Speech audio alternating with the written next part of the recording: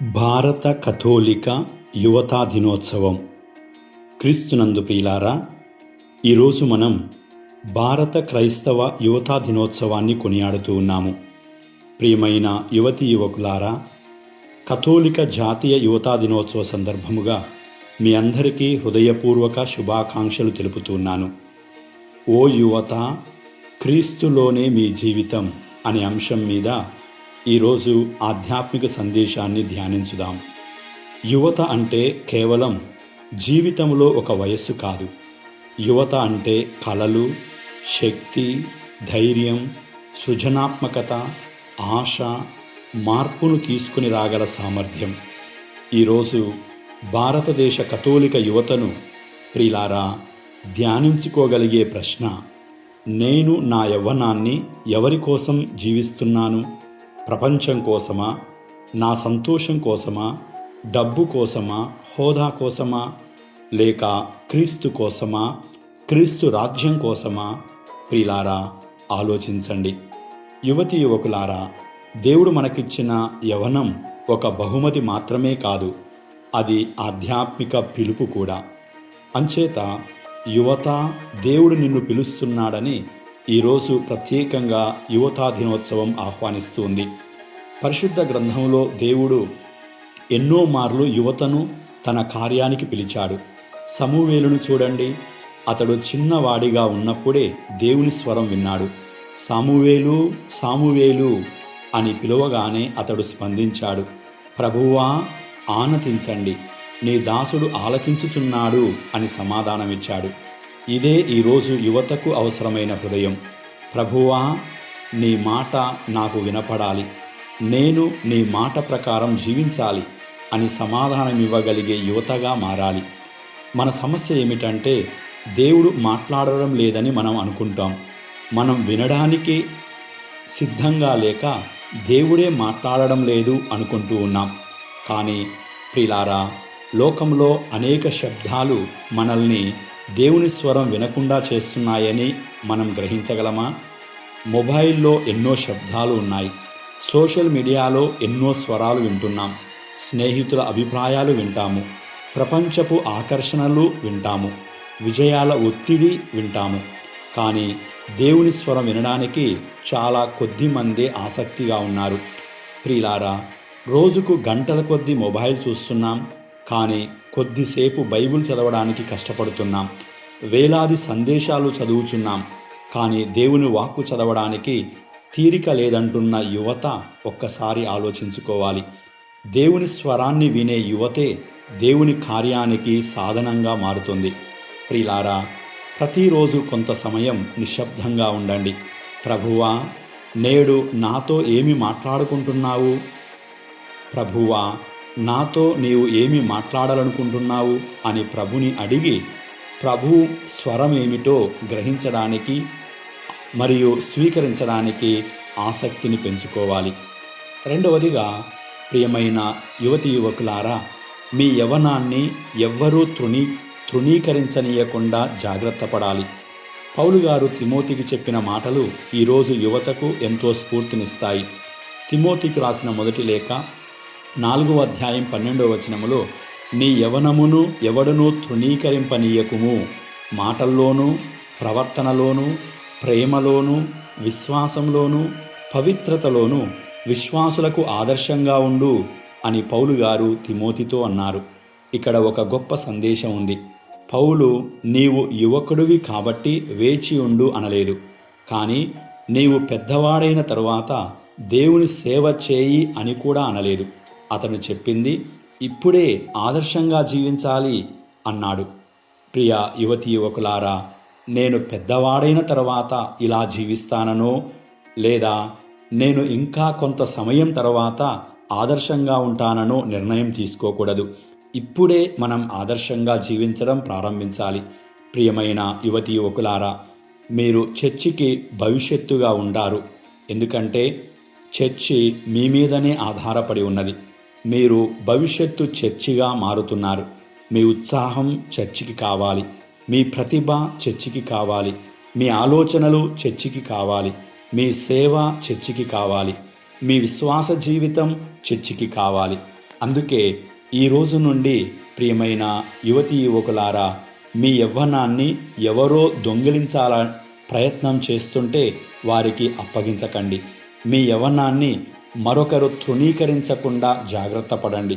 ఆ విధంగా మీరు దేవునికి ప్రియమైనటువంటి యవన జీవితాన్ని అర్పించిన వాళ్ళుగా మారతారు. మూడవదిగా, యువత మీ గుర్తింపు క్రీస్తులో ఉండాలని ఈరోజు యువతా దినోత్సవం ఆహ్వానిస్తుంది. నేటి ప్రపంచం యువతకు అనేక రకాలైన మార్గాలను తెరుస్తూ ఉంది. ప్రియులారా, నీ విలువ ఎంత? నీ ఉద్యోగం ఎంత పెద్దది? నీ జీతం ఎంత పెద్దది? నీ దగ్గర ఏ మొబైల్ ఉంది? ఎంతమంది ఫాలోవర్లు ఉన్నారు? ఎన్ని లైకులు వచ్చాయి? ఎంత అందంగా ఉన్నావు? ఇవన్నీ ప్రస్తుతం యువత ఆలోచించేవే. కానీ యేసు అడుగుతున్న ప్రశ్న, నీవు నన్ను ప్రేమిస్తున్నావా? ప్రియులారా, మన విలువ లైకుల్లో లేదు, మన విలువ ఫాలోవర్లలో లేదు, మన విలువ డబ్బులో లేదు, మన విలువ ఇతరుల ప్రశంసలలో లేదు. మన నిజమైన విలువ మనం దేవుని బిడ్డలమనే సత్యంలో ఉంటుంది. అందుచేత నీవు విఫలమైనా దేవుని దృష్టిలో విలువైన వాడివే.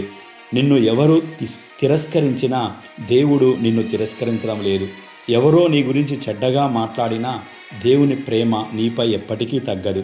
కాబట్టి ప్రియమైన యువతీ యువకులారా, మీ గుర్తింపును ప్రపంచంలో వెతకకండి, క్రీస్తులో వెతకడం ప్రారంభించండి. నాలుగవదిగా, క్రీస్తును అనుసరించడం అంటే సిలువను స్వీకరించడం అని తెలుసుకోండి. ప్రియమైన యువతీ యువకులారా, మత్తయి శుభవార్త 16వ అధ్యాయం 24వ వచనంలో, నన్ను వెంబడించాలనుకున్న వారు తనను తాను త్యజించుకొని తన సిలువనెత్తుకొని నన్ను వెంబడించాలని ప్రభువు పిలిచాడు. క్రైస్తవ జీవితం అంటే కేవలం ఆశీర్వాదాలు పొందడం గురించి కాదు. క్రైస్తవ జీవితం అంటే క్రీస్తును అనుసరించడం. క్రీస్తును అనుసరించడం అంటే కొన్ని మార్లు లేదు అని చెప్పాలి, తప్పు స్నేహానికి లేదని చెప్పాలి, పాపానికి లేదు అని చెప్పాలి, అశుద్ధమైన ఆలోచనలకు లేదు అని చెప్పాలి, వ్యసనాలకు లేదు అని చెప్పాలి, అన్యాయానికి అబద్ధానికి లేదు అని చెప్పగలగాలి. అదే సమయంలో అవును అని చెప్పగలిగేవి కూడా ధైర్యం పొందాలి. సత్యానికి అవును అని చెప్పాలి, క్షమించడానికి ప్రేమించడానికి అవును అని చెప్పాలి, సేవకు ప్రార్థనకు అవును చెప్పాలి, క్రీస్తుకు అవును చెప్పాలి. ప్రియ యవనస్తులారా, మీ జీవితంలో ఒక పవిత్రమైన అవును దేవుని కార్యాన్ని ప్రారంభించగలదు. ఐదవదిగా, ప్రియమైన యువతీ యువకులారా, మీలోని పవిత్రతను కాపాడుకోండి. నేటి యువత ఎదుర్కొంటున్న గొప్ప సవాళ్ళలో ఒకటి అపవిత్రత. మన కళ్ళకు ఏది కనిపించాలి? మన చెవులు ఏది వినాలి? మన మనస్సులో ఏ ఆలోచనలు ఉండాలి? మన మొబైల్లో ఏది చూడాలి? మన స్నేహాలు మనలను ఎక్కడికి తీసుకుని వెళ్తున్నాయి? ఇవన్నీ ఆలోచించవలసినవే. పౌలు ఇలా అంటున్నారు, మీ శరీరము దేవుని ఆత్మకు ఆలయమని మీకు తెలియదా? ప్రియమైన యువతీ యువకులారా, మీ శరీరం మీకు నచ్చినట్లు ఉపయోగించుకోవడానికి ఇచ్చినటువంటి వస్తువు కాదు, అది దేవుని వరం. మీ శరీరాన్ని గౌరవించండి, ఇతరుల శరీరాలను గౌరవించండి. మీ చూపును పవిత్రంగా ఉంచుకోండి, మీ ఆలోచనలను పవిత్రంగా ఉంచండి, మీ సంబంధాలను పవిత్రంగా ఉంచాలి. ప్రేమ పేరుతో పాపాన్ని సమర్థించకూడదు.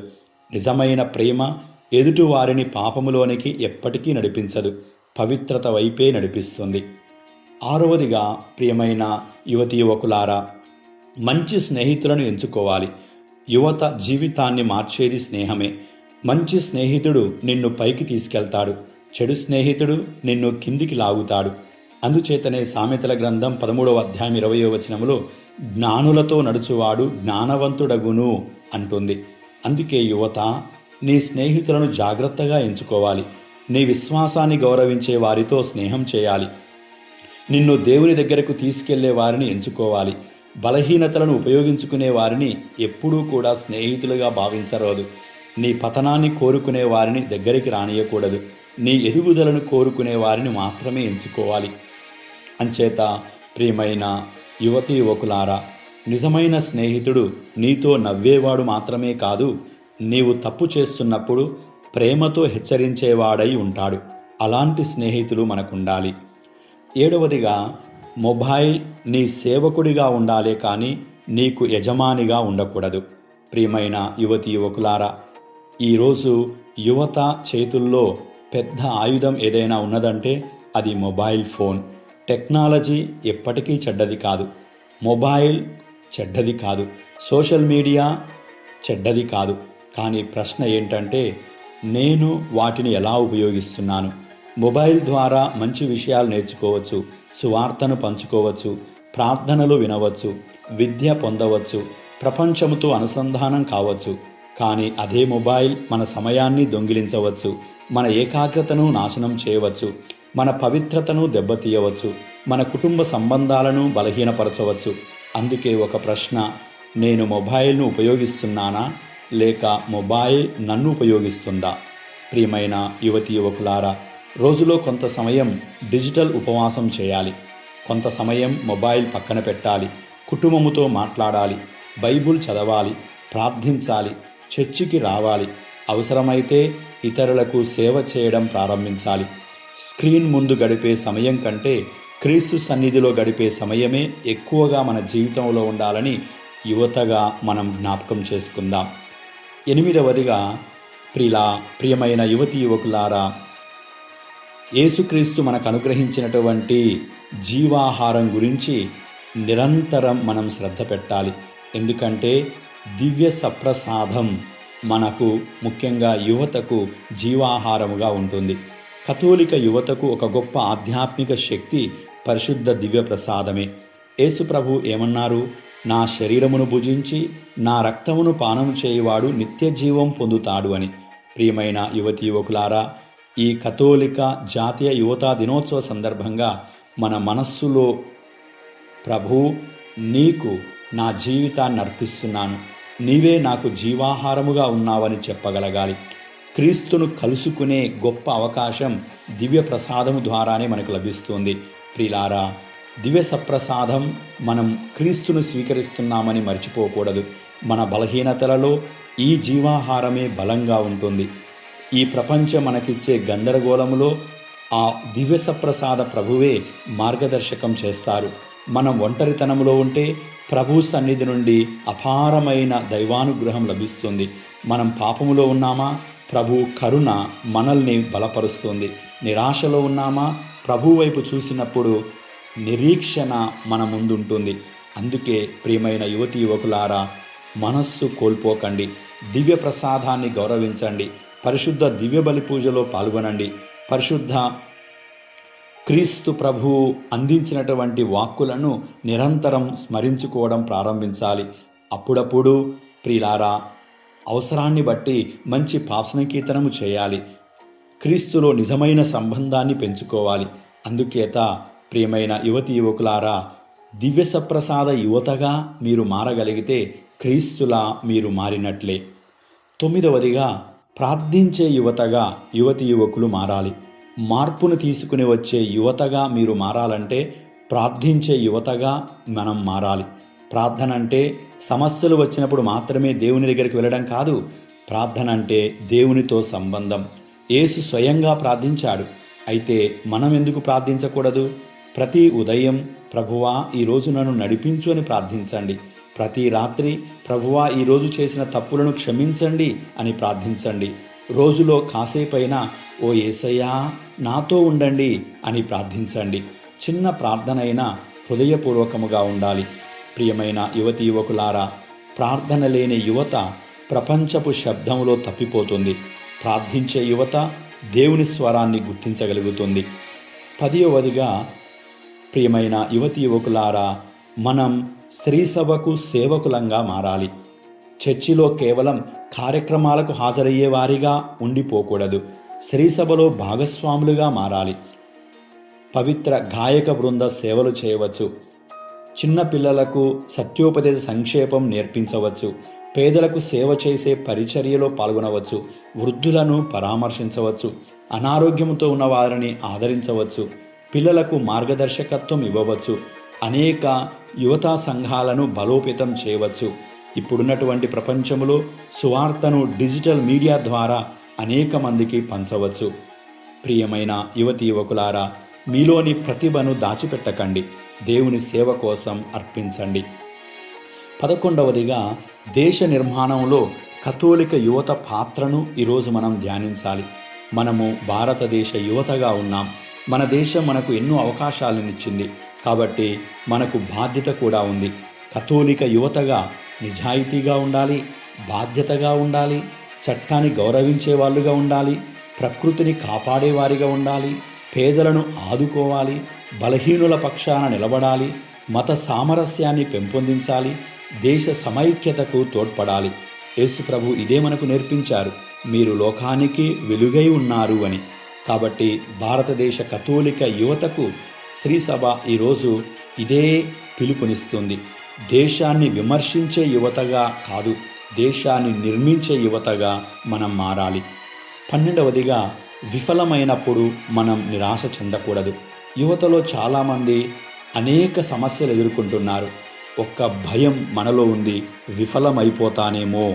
పరీక్షలో విఫలం, ఉద్యోగంలో విఫలం, వ్యాపారంలో విఫలం, సంబంధాలలో విఫలం, జీవితంలో ఒక నిర్ణయం తప్పు కావచ్చు. అప్పుడు కొందరు నా జీవితం అంతా అయిపోయింది అనుకునే యువత ఉన్నారు. కాబట్టి ప్రియమైన యువతీ యువకులారా, విఫలం నీ జీవితానికి ముగింపు కాకూడదు. దేవుని చేతిలో ఒక క్రొత్త ప్రారంభం ఉంటుంది. అందుచేతనే ప్రియులారా, పేతురు యేసును తిరస్కరించాడు, కానీ యేసు అతన్ని పూర్తిగా విడిచిపెట్టలేదు. తిరిగి పిలిచాడు, తిరిగి బలపరిచాడు, తిరిగి బాధ్యతనిచ్చాడు. అందుకే ప్రియమైన యువతీ యువకులారా, మనకి కూడా ప్రభువు అవకాశాలనిస్తాడు. లేచి నిలబడాలి. పాపం జరుగుతుందా? పాప సంకీర్తనం ద్వారా పశ్చాత్తాపపడి తప్పును అంగీకరించి నిరాశపడక క్రీస్తు వైపుకు చూడాలి. దేవుని కృపకు మించిన వైఫల్యం ఈ జీవితంలో ఎక్కడా ఉండదు. అందుచేత ప్రియమైన యువతీ యువకులారా, దేవుని కృప నీ వైఫల్యాలను అధిగమించే శక్తినిస్తూ ఉంది. 13వదిగా యువత ఈరోజు ఒక నిర్ణయం తీసుకోవడం గురించి ధ్యానిస్తూ ఉన్నాము. దివ్యబలి పూజలో పాల్గొని ప్రభు సన్నిధిలో ఒక నిర్ణయం తీసుకోండి. ప్రభువా, నా యవ్వనం నీకేనయ్యా, నా ప్రతిభ నీదేనయ్యా, నా సమయం నీదేనయ్యా, నా భవిష్యత్తు నీదేనయ్యా, నా కుటుంబం నీదేనయ్యా, నా కలలు నీ చేతుల్లోనే ఉన్నాయ్యా, నా జీవితాన్ని నీ చిత్తానికి అర్పిస్తున్నానయ్యా. ఇలా దివ్యసప్రసాద ప్రభువు ముందు ప్రియులారా, ప్రియమైన యవనస్సులారా ప్రార్థించండి. ఎందుకంటే మీరు శ్రీసభకు అవసరం. ఈరోజు కన్నీటితో మొరపెట్టుకుంటున్నటువంటి శ్రీసభ చాలా తక్కువ ప్రాంతాల్లో ఉన్నది. ఈరోజు యువత ధైర్యముగా ముందుకు వచ్చి క్రీస్తు కోసం జీవించగలిగే యువతగా మారాలి. అందుకే ఈరోజు ప్రియమైన యువతీ యువకులారా, మీ జీవితంలో 4 నిర్ణయాలను నేను ఆహ్వానిస్తున్నాను. మొట్టమొదటిగా, అనుదినం ప్రార్థన చేస్తానని నిర్ణయం తీసుకోండి. రోజంతా ప్రార్థన చేయమని చెప్పడం లేదు, కానీ రోజులో కొంత సమయం ప్రత్యేకంగా దేవునితో గడపడం గురించి నేను చెప్పుచున్నాను. అందుచేత ప్రతిరోజు ప్రార్థన చేసే యువతగా ఈ యువతా దినోత్సవం రోజున నేను నిర్ణయం తీసుకుంటున్నానని యువతీ యువకులు చెప్పాలి. అంతేకాకుండా ఆ రోజంతా ఆ ప్రార్థనే మిమ్మల్ని నడిపిస్తుందని కూడా మరచిపోకూడదు. రెండవది, ప్రతి ఆదివారం పరిశుద్ధ మనస్సుతో దివ్యబలి పూజలో పాల్గొంటానని నిర్ణయం తీసుకోవాలి. ఎందుకంటే యువత ఆధ్యాత్మిక జీవితానికి దివ్య సప్రసాదమే కేంద్రంగా ఉంది. మూడవదిగా, యువతీ యువకులు తమలోని పవిత్రతను కాపాడుకుంటామని నిర్ణయం తీసుకోవాలి. కళ్ళు, మనస్సు, మాటలు, సంబంధాలు క్రీస్తుకు అర్పించడం ప్రారంభిస్తే యువత హృదయం పవిత్రంగా ఉంటుంది. 4వదిగా, ప్రతి నెల ఏదైనా ఒక సేవా కార్యం చేయడానికి సిద్ధపడాలి. ఎందుకంటే లోకంలో ఎంతోమంది అభాగ్యులు ఉన్నారు. ఎవరైనా నా కోసం ఉన్నారా అని ఎదురు చూస్తున్నారు. అంచేత మనం చేసే ప్రతి చిన్న సేవ అది మనుషులకు చేసినట్లు కాదు, దేవునికి చేసినట్లే. చిన్న సేవ కూడా దేవుని చేతిలో గొప్ప సాక్ష్యంగా మారుతుంది. ప్రియమైన యువతీ యువకులారా, ఈరోజు ఇప్పటి వరకు మనం ధ్యానం చేసినటువంటి అంశాలు బహుశా చాలాసేపు ఉన్నదేమో, కానీ ఇది మీ రోజు, జాతీయ యువతా దినోత్సవం. మీరు ప్రపంచానికి శ్రీసభకు సమస్య కాదు, మీలోనే పరిష్కారం ఉన్నది. అందుచేత మీరు చర్చికి భారం కాదు, భారం కాకూడదు. మీరు చర్చికి ఒక వరంగా మారాలి. మీరు దేశానికి భారం కాదు, భారంగా మారకూడదు. దేశానికి మీరే వరం కావాలి. అందుచేత మన కుటుంబాలకు కూడా మనమే భవిష్యత్తు. అందుచేత మనం భవిష్యత్తును నిర్మించే యువతగా మారాలి. మీరు దేవుని చేతిలో ఉపయోగించబడగలిగే సాధనాలుగా మారాలి. కాబట్టి ప్రియమైన యవనస్సులారా, భయపడకండి, ధైర్యంగా ఉండండి. ప్రపంచాన్ని అనుసరించకండి, క్రీస్తును అనుసరించండి. చీకటిని చూసి నిరాశ చెందకండి, వెలుగుగా ఉండండి. పాపం ముందు బలహీనపడకండి, పవిత్రతను ఎంచుకోండి. సమస్యల ముందు కూలిపోకండి, ప్రార్థనలో నిలబడండి. అవకాశాల కోసం ఎదురు చూడండి, సేవ చేయడం ప్రారంభించండి. ఓ యువత, అంతిమంగా ఒక ప్రియమైన సందేశం. నీ హృదయంలో క్రీస్తు ఉండాలి, నీ చేతుల్లో సేవ ఉండాలి, నీ పెదవులపై సువార్త ఉండాలి, నీ జీవితంలో పవిత్రత ఉండాలి, నీ అడుగుల్లో ధైర్యం ఉండాలి. అప్పుడు భారతదేశ కథోలిక యువత నిజంగా క్రీస్తునే తమ హృదయంలో ఉంచి క్రీస్తునే ప్రపంచానికి ఇచ్చే యువతగా మారుతుంది. అలాంటి రోజు రావాలని నేను ఆకాంక్షిస్తూ యువత కోసం ప్రత్యేక విధముగా ప్రార్థిస్తూ ఉన్నాను. ప్రార్థించుదాం. ప్రేమగల పరలోక తండ్రి, భారతదేశంలోని ప్రతి యువతీ యువకుణ్ణి నీ చేతుల్లో అర్పిస్తూ ఉన్నాము. వారి కలలను ఆశీర్వదించండి, వారి చదువులను ఆశీర్వదించండి, వారి ఉద్యోగాలను ఆశీర్వదించండి, వారి కుటుంబాలను ఆశీర్వదించండి, వారి స్నేహాలను ఆశీర్వదించండి, వారి భవిష్యత్తును ఆశీర్వదించండి. ఓ ప్రభువా, ప్రపంచపు చెడు ప్రభావాల నుండి మా యువతను కాపాడండి, వ్యసనాల నుండి కాపాడండి, అపవిత్రత నుండి కాపాడండి, తప్పుడు స్నేహాల నుండి కాపాడండి, నిరాశ నుండి కాపాడండి, ఆత్మహత్య ఆలోచనల నుండి, ద్వేషం నుండి, ప్రతీకారం నుండి, స్వార్థం నుండి, చీకటి నుండి మా యువతను రక్షించండి. వారికి మీరే ఆశనివ్వండి, మంచి జ్ఞానాన్నివ్వండి, పరిశుద్ధతనివ్వండి, ధైర్యాన్నివ్వండి, మంచి నాయకులుగా తీర్చిదిద్దండి.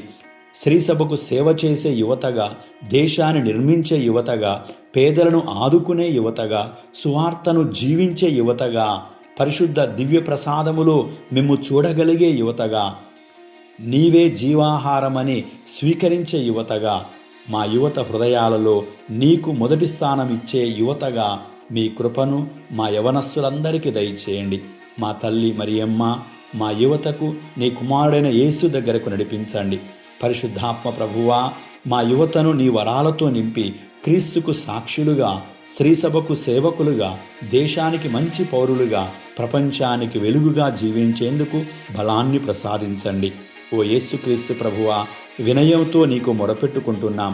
మా యవనస్సులను దీవించండి, ఆశీర్వదించండి, కరుణించండి, ప్రేమించండి. బాధ్యతతో జీవించేలా వారికి కావలసిన ఆత్మస్థైర్యాన్ని దయచేయమని వినయముతో మీకు మొరపెట్టుకుంటున్నాం. దయతో ఆలకించండి. ఆమెన్.